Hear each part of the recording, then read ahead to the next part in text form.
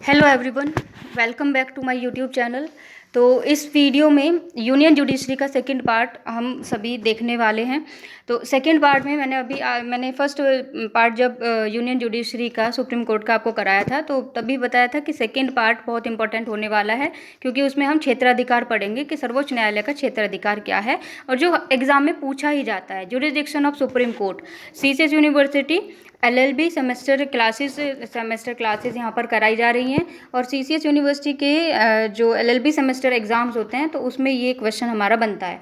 तो ठीक है, डिस्कस करते हैं सुप्रीम कोर्ट की शक्तियाँ, पावर्स और उसका जुरिसडिक्शन क्षेत्राधिकार को हम डिवाइड कर लेते हैं कुछ पार्ट्स में।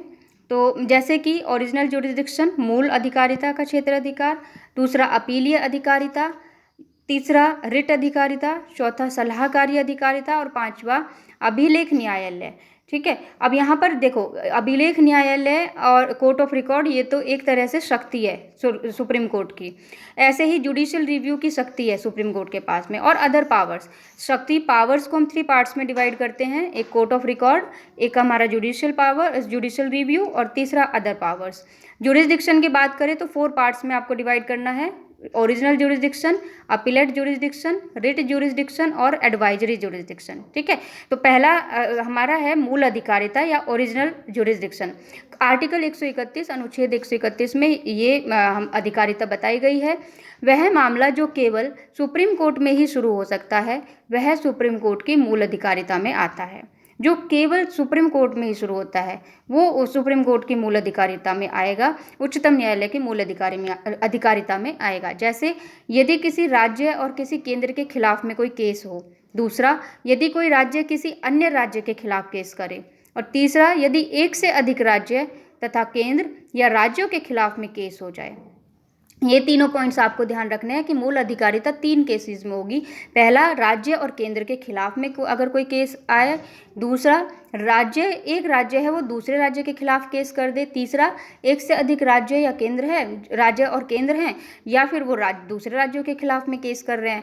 कुछ ऐसे मामले हैं जो सुप्रीम कोर्ट में, सर्वोच्च न्यायालय में शुरू नहीं हो सकते हैं, अर्थात उस केस पर सुप्रीम कोर्ट की ओरिजिनल जुरिसडिक्शन नहीं है। कौन से मामले हैं ये हमें जानने हैं। पहला, यदि किसी व्यक्ति ने सरकार के खिलाफ केस किया है तो वो ओरिजिनल जुरिसडिक्शन में नहीं आएगा।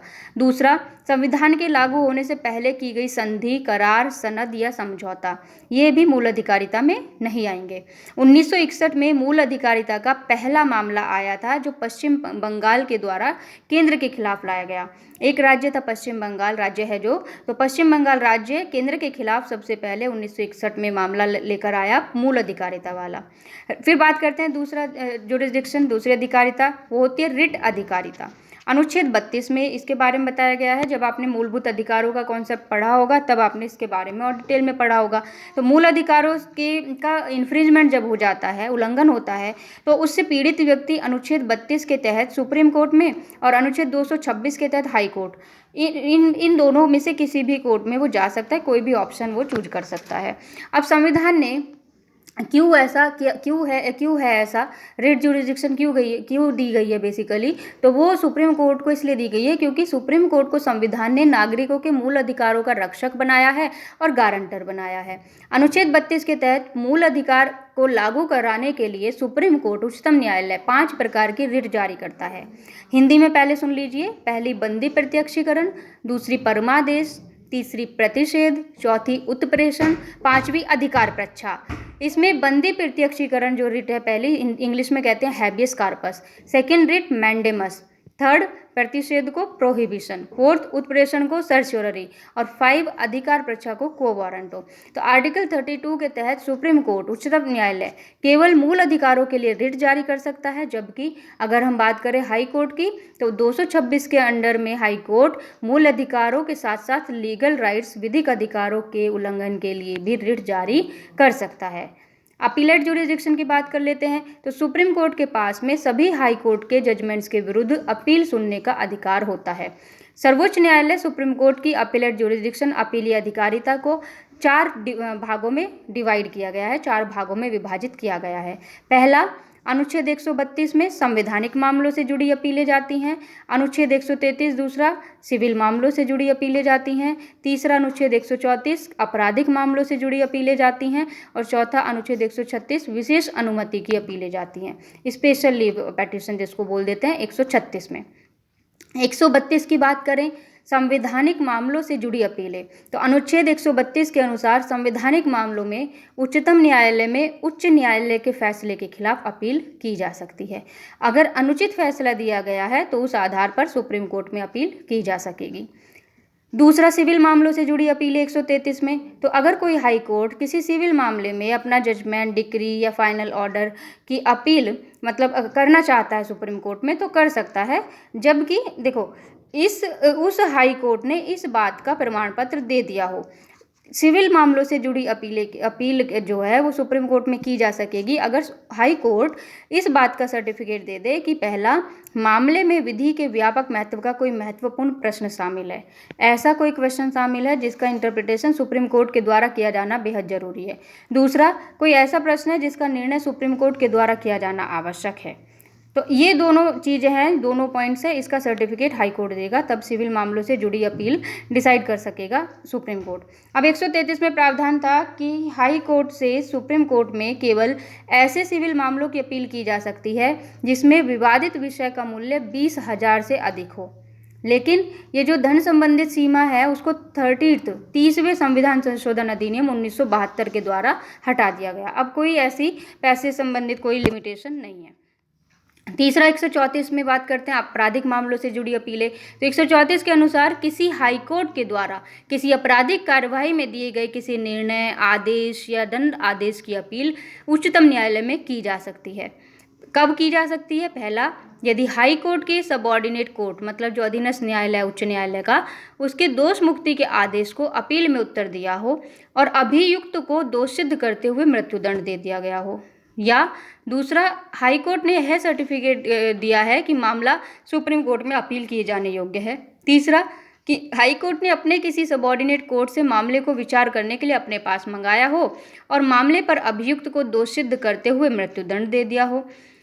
संसद अनुच्छेद 134 का जो दूसरा ये पार्ट है, इसके तहत सुप्रीम कोर्ट को आपराधिक मामलों में अपील ग्रहण करने और सुनने के लिए अतिरिक्त शक्ति प्रदान कर सकती है। संसद एडिशनल पावर दे सकती है। अब स्पेशल लीव पिटीशन 136 विशेष अनुमति की अपीलें, इसकी बात कर लेते हैं। तो सुप्रीम कोर्ट अपने विवेक अनुसार भारत के किसी भी न्यायालय, किसी भी ट्राइब्यूनल के द्वारा दिए गए जजमेंट, डिक्री या फिर किसी दंड आदेश को या फिर आदेश को अपील के लिए विशेष अनुमति दे सकता है। लेकिन ये प्रावधान जो मार्शल कोर्ट्स होते हैं, जो सैनिक न्यायालय होते हैं, उनके जजमेंट के अगेंस्ट में अपील करने के लिए विशेष अनुमति नहीं दे सकता। तो ये एक अपवाद है मार्शल कोर्ट इसका। एडवाइजरी जुरिडिक्शन की बात करते हैं 143 में, सलाहकारी अधिकारिता। अनुच्छेद 143 कहता है कि यदि कभी भी राष्ट्रपति को ये लगता है कि किसी विधि या तथ्य का ऐसा प्रश्न पैदा हो गया है जो सार्वजनिक महत्व का है, पब्लिक इम्पोर्टेंस का है, तो उस प्रश्न पर सुप्रीम कोर्ट से राष्ट्रपति सलाह मांग सकता है। प्रेसिडेंट साहब सुप्रीम कोर्ट से एडवाइस ले सकते हैं। राष्ट्रपति सुप्रीम कोर्ट के द्वारा दिए गए उस परामर्श को मानने के लिए लेकिन बाध्यकारी नहीं है, और सुप्रीम कोर्ट भी राष्ट्रपति को एडवाइस देने के लिए बाध्यकारी नहीं है, ये बात ध्यान रखनी है। 143(2) अनुच्छेद कहता है कि किसी पूर्व संवैधानिक विधि, किसी समझौते, प्रसंविदा, सनद आदि मामलों पर किसी विवाद के उत्पन्न होने पर सुप्रीम कोर्ट के द्वारा राष्ट्रपति को अपना मत देना अनिवार्य है, लेकिन राष्ट्रपति सुप्रीम कोर्ट द्वारा दिए गए परामर्श को मानने के लिए बाध्यकारी नहीं है। ठीक है, अब कोर्ट ऑफ रिकॉर्ड की बात करते हैं जल्दी से। 129 अनुच्छेद, तो अनुच्छेद 129 सुप्रीम कोर्ट को कोर्ट ऑफ रिकॉर्ड घोषित करता है, अभिलेख न्यायालय घोषित करता है। अभिलेख न्यायालय क्या है?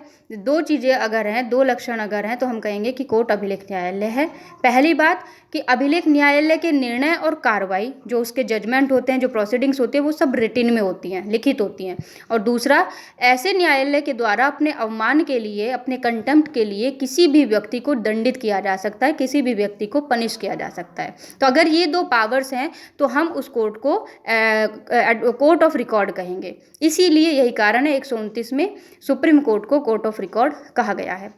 अब सुप्रीम कोर्ट के जजेस के पद की रिक्तियाँ कैसे हो सकती है, कब हो सकती हैं, कब खाली होगा सुप्रीम कोर्ट में जजेस का पद? पहला, यदि उसने 65 साल की आयु पूरी कर ली है, दूसरा अगर मृत्यु हो गई है, तीसरा अगर अपना त्यागपत्र रिजाइन दे दिया है, रेजिग्नेशन लेटर दे दिया है राष्ट्रपति को, और चौथा अगर उसको रिमूव कर दिया गया है, हटाने की प्रक्रिया पूरी हो गई है।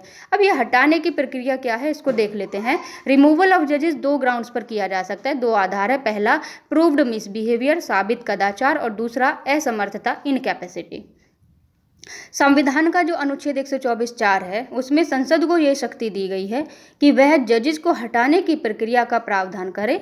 संसद इस शक्ति का प्रयोग करते हुए संसद ने एक एक्ट भी बनाया, एक अधिनियम बनाया 1968 में, न्यायाधीश जांच अधिनियम 1968, जिसमें सुप्रीम कोर्ट के जजेस को हटाने के संबंध में प्रावधान किया गया है। अब अगर हम हटाने की प्रक्रिया की बात करें तो 2 प्रावधान हमारे सामने आते हैं, एक अनुच्छेद 124 का 4 क्लॉज और दूसरा न्यायाधीश जांच अधिनियम 1968। सुप्रीम कोर्ट के जजेस के खिलाफ में महाभियोग का प्रस्ताव संसद के किसी भी सदन में आ सकता है। महाभियोग ये हटाने का प्रस्ताव, यदि लोकसभा में ये प्रस्ताव लाना है तो 100 सांसद हस्ताक्षर के बाद में 100 सांसद 100 member of parliament MP sign करेंगे उसको और फिर इस अध्यक्ष को देंगे, स्पीकर को देंगे। यदि राज्यसभा में ये रिजोल्यूशन लाना है, प्रस्ताव लाना है तो 50 सांसद साइन करेंगे और उसके बाद चेयरमैन को देंगे, सभापति को देंगे। अध्यक्ष या फिर सभापति इस प्रस्ताव को स्वीकार करें या फिर अस्वीकार करें, उनकी मर्जी। यदि प्रस्ताव को स्वीकार कर लिया उन्होंने तो फिर उसे 3 सदस्यीय समिति को, पार्लियामेंट्री कमेटीज को जांच करने के लिए दिया जाता है। अब उन कमेटीज में कौन होना चाहिए? पहला मुख्य न्यायाधीश हो या फिर सुप्रीम कोर्ट का सीनियर मोस्ट जज हो, दूसरा किसी हाई कोर्ट का चीफ जस्टिस हो, या फिर तीसरा कोई जूरिस्ट हो, न्यायिक विधिवेत्ता हो।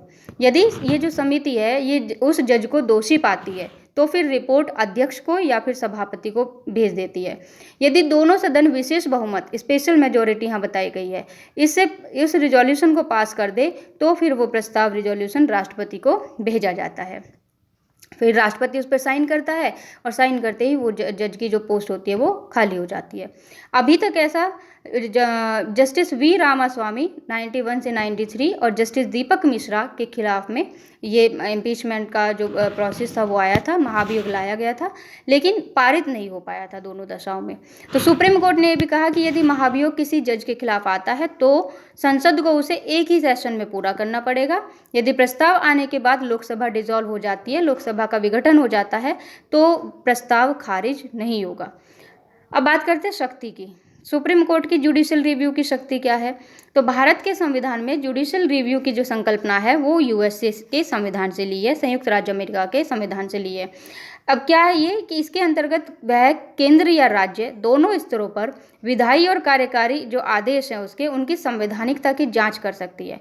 अगर वो आदेश गलत हैं, लेजिस्लेटिव कोई लॉ गलत है, कोई एग्जीक्यूटिव ऑर्डर गलत है, तो फिर उसको इलीगल, अनकॉन्स्टिट्यूशनल घोषित कर सकती है, असंवैधानिक घोषित कर सकती है। उसके बाद सरकार के द्वारा उसको लागू नहीं किया जाएगा, जिसको कोर्ट ने जुडिशियल रिव्यू की पावर यूज करके अनकॉन्स्टिट्यूशनल डिक्लेयर कर दिया है।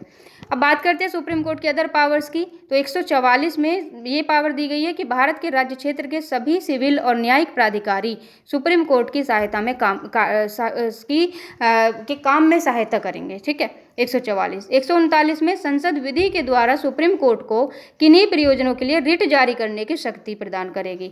138 के तहत संसद सुप्रीम कोर्ट की अधिकारिता में वृद्धि कर सकती है और अनुच्छेद 146 के तहत सुप्रीम कोर्ट को अपने अधिकारियों, अपने सेवकों की नियुक्ति करने, उनकी सेवा शर्तें निर्धारित करने का अधिकार प्राप्त है। तो ये था सुप्रीम कोर्ट के बारे में अब तक का हमारा कंप्लीट टॉपिक। फर्स्ट और सेकंड 2 पार्ट्स में वीडियो बना करके ये मैंने आपको कंप्लीट कराया यूनियन जुडिशरी का टॉपिक। आई होप आपको समझ आया होगा। अगर नहीं समझ आता तो आप कमेंट बॉक्स में क्वेश्चन कीजिए। आपके जो भी क्वेश्चंस हैं वो एंटरटेन किए जाएंगे, उसको आंसर किया जाएगा। ठीक है, तो थैंक यू सो मच।